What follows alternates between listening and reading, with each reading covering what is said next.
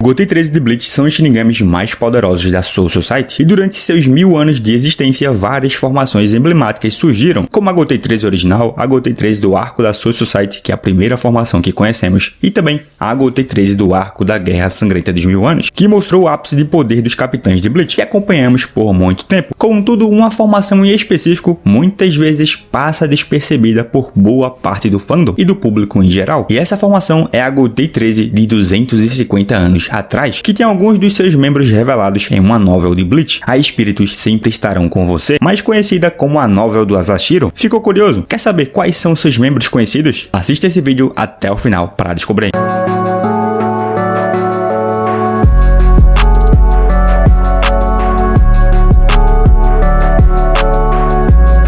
Galera, a novel do Asashiro Kenpachi se passa no período de tempo entre a batalha final entre Ichigo e Aizen e o início do arco Fullbringer, mais precisamente 6 meses após a épica batalha entre o nosso Digimon favorito e o modelo da Killer Man. Mas aí você deve estar pensando, ué, mas o vídeo não é sobre a Gotei 13 de 250 anos atrás? Tá fazendo clickbait, Zé? Calma, jovem. Acalma o teu coração e vem comigo que você vai entender, porque dentro da novel do Asashiro é contado como ele se tornou um Kenpachi e capitão da 11ª divisão, e isso aconteceu 250 anos atrás, quando ele desafiou o 7º Kenpachi, o Kuruyashiki, para um duelo, que eu entrarei em detalhes mais à frente no vídeo. Ou seja, não é clickbait, e a gente vai discutir as 13 divisões nesse vídeo. Mas antes, já te peço para liberar sua bancada aí no like, para que assim o YouTube entenda que você está gostando desse vídeo e espalhe ele para mais pessoas assistirem. E se você é novo aqui no canal e não é inscrito ainda, se inscreve, porque a parte 2 do anime da Guerra Sangrenta dos 1000 anos de Bleach tá chegando, e você não vai querer perder os próximos vídeos aqui do canal, beleza? Mas enfim, vamos deixar de enrolação, que a gente tem muito o que conversar, e nada melhor do que iniciar pelo começo das 13 divisões, que é a primeira divisão, onde o seu capitão e tenente continuou sendo Yamamoto Genryusai e o Chojuro Sasakibe, que estão sob o comando dela e das 13 divisões desde a sua fundação. Nesse ponto da história, os dois não aparecem no flashback de 250 anos atrás, mas como a gente sabe, eles só vieram a deixar seus cargos no arco final do mangá de Bleach, porque, bom, tiveram seus CPFs cancelados pelos Quincy's. Mas algo que vale ressaltar sobre Yamamoto nesse período é que provavelmente ele já estava em processo de mudança em relação ao que ele era no passado. Afinal, já haviam se passado 750 anos desde a primeira guerra contra os Quincy's, e é um ponto na história em que ele já treinou vários aprendizes na Academia Shinigami, e principalmente 2 nomes a qual ele é muito apegado, e que vocês os virão ainda nesse vídeo, que vai seguir em frente e nos levar diretamente para a 2ª divisão, cujo qual não sabemos com 100% de certeza quem é o seu capitão e tenente. E eu sei que você pode estar pensando que talvez a Shihoin Yoruichi já poderia ser a capitã nesse período da história. Contudo, eu vou ter que te dizer que não. E o motivo é que logo no início do arco do retrocedo pêndulo, que conta a origem dos Vizards e se passa 110 anos atrás da história principal de Bleach, o capitão da 8ª divisão, o Kyoraku Shunsui, deixa claro em uma conversa com outros capitães e tenentes que os únicos capitães que estão lá há mais de 100 anos são ele, o capitão da 13ª divisão, o Kitaki Jushiro, o comandante das 13 divisões, o Yamamoto Genryusai, e a capitã da 4ª divisão, a Unohana Aretsu. Ou seja, a Yoruichi não era capitã nessa época, mas é possível que já estivesse na Academia Shinigami, fosse um oficial ou até mesmo uma tenente. Afinal, a gente sabe que a Yoruichi é muito forte e treinava com Urahara desde muito novos. Mas deixando isso de lado, com a afirmação do Shunsui, vamos fazer algo que vai nos levar diretamente para as divisões mais importantes do vídeo, e que realmente terão bastante coisa para discutir, que são a 4ª divisão, a 8ª divisão, a 11ª divisão principalmente, a 12ª e a 13ª divisão. E por que eu vou fazer isso? Bom, porque as divisões restantes, que são a 3ª divisão, a 5ª divisão, a 6ª divisão, a 7ª, 9ª e 10ª divisão, só tiveram capitães conhecidos por nós a partir de 110 anos atrás. Então, para manter o vídeo mais focado no assunto principal, tomei essa decisão que vai nos fazer pular para falar da 4ª divisão, onde a capitã já era a Unohana Aretsu, e já havia abandonado o título de Kenpachi e o seu verdadeiro nome, Yashiro. E diferente do primeiro vídeo dessa série, onde falei e especulei tudo sobre a Gotei 13 original, que o link do vídeo vai estar na descrição e no comentário fixado, onde a Unohana era a sanguinária primeira capitã da história da 11ª divisão, 250 anos atrás, ela já havia masterizado suas técnicas de cura, que havia aprendido com Tenjiro Kirinji, que nessa altura do campeonato provavelmente já estava fazendo parte parte da Divisão Zero, mas o ponto que eu quero levantar aqui com vocês é que nesse período ela já havia batalhado contra o Zaraki criança centenas de anos atrás, e depois só temos conhecimento dela como a capitã da 4ª divisão. Mas em que ponto ela de fato se tornou a capitã dessa divisão? Foi logo após a batalha contra o pequeno Zaraki ou não? Particularmente acredito que foi pouco tempo após isso. Afinal, depois daquilo, ela decidiu se guardar das batalhas para que pudesse futuramente passar o título de Kenpachi para o atual capitão da 11ª divisão, cujo qual foi o único que ela realmente viu como digno de se chamar Kenpachi. Contudo, não se tem muitos relatos do que a Konohana fez de importante nesse período de 250 anos atrás. E o contexto mais interessante dela é realmente essa transição de uma espadachim sanguinária do Gotei 13 original para uma das maiores curandeiras da história da Soul Society. E que, por falar novamente na Gotei 13 original, você notou que eu mencionei que esse vídeo e aquele fazem parte de uma série de vídeos, certo? E para continuar trazendo ela, e assim explicar, discutir e analisar todas as formações do Gotei 13 de Bleach, eu tô colocando uma meta de 10.000 visualizações por vídeo, para que eu saiba que vocês estão gostando da série e continue com ela até o final. Então conto contigo pra gente bater essa meta, beleza? Porque vamos seguir discutindo sobre os Shinigamis mais poderosos de 250 anos atrás, onde um deles é o capitão da 8ª divisão, o Kyoraku Shunsui, que junto com o Kitaki foi o primeiro aprendiz formado na Academia Shinigami, que se tornou um capitão, algo que é um motivo de orgulho para o Yamamoto Genryusai, que o vê como um filho, embora quando pequeno o Shunsui fosse uma criança que brincava demais e até mesmo entrasse no quarto velho sem permissão, como vimos quando o comandante das 3 divisões pegou ele bisbilhotando a pintura do, entre aspas, monstro de fogo que era o próprio Yama. Além disso, para contextualizar um pouco mais sobre a entrada do Shunsui no Gotei 13 e como ele virou um capitão, apesar de ser uma linhagem antiga e nobre da Soul Society, Kyoraku não gostava de estudar e treinar, e preferia perseguir as meninas, porque ele fez curso com o mestre Kami, embora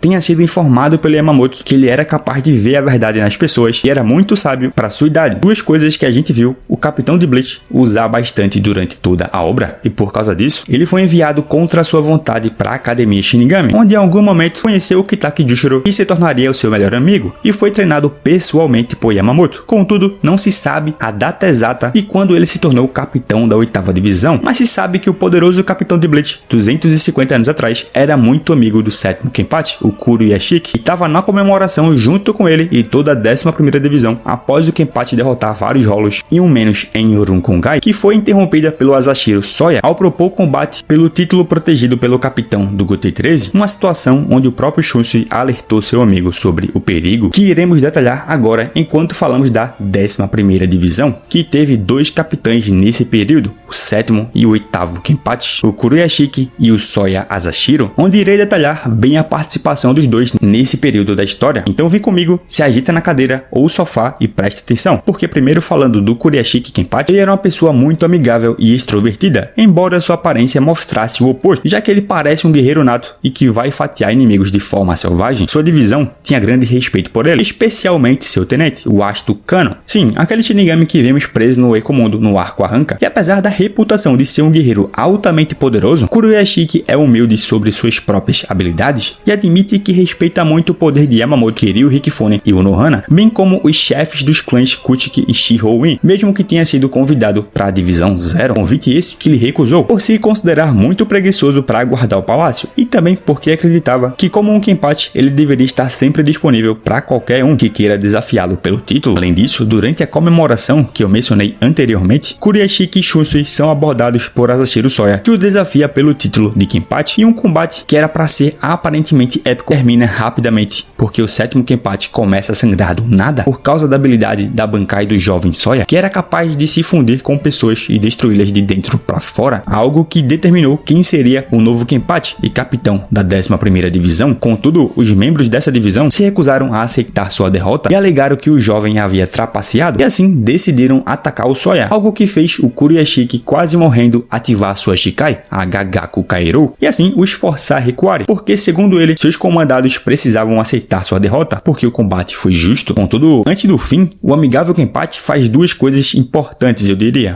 Expressa arrependimento por nunca ter conseguido testar sua força contra Shunsui e o Kitaki, algo que indica o quão poderoso o Kitaki de fato é. embora não tenha mostrado muita coisa em batalha durante a obra por causa da sua doença. E 2. Ao reconhecer Asashiro como um novo Kenpachi, ele sussurrou em seu ouvido para não cometer os mesmos erros que ele cometeu e que o Soya nunca se segure contra um oponente, pois é isso que significa ser um Kenpachi. Afinal, ele não usou sua Bankai no combate, porque ele iria acabar ferindo não apenas seus companheiros, mas também tudo em volta, algo que vejo bem simbólico, porque é uma das 3 passagens de manto que vimos em Bleach, e assim como Nohana fez para o Zaraki, o Kuroyashiki também aconselhou o seu sucessor, algo que me faz querer saber quais foram todos os outros Kenpachis que já existiram, seus poderes e em que situações eles perderam seus postos. Você tem esse sentimento também? Me conta nos comentários, porque agora iremos detalhar como foi a participação do Asashiro Kenpachi nessa época de Bleach, porque o 8º Kenpachi, em sua infância fez parte de uma família prominente da Soul Society, causou um incidente sem precedentes, onde ele tinha o plano de aniquilar todos os rolos em vingança por sua irmã ter sido morta por um, algo que levaria ao desequilíbrio dos mundos se ele tivesse seguido em frente, porque com o poder da sua Bankai, ele se tornou virtualmente invencível dentro da Seirei,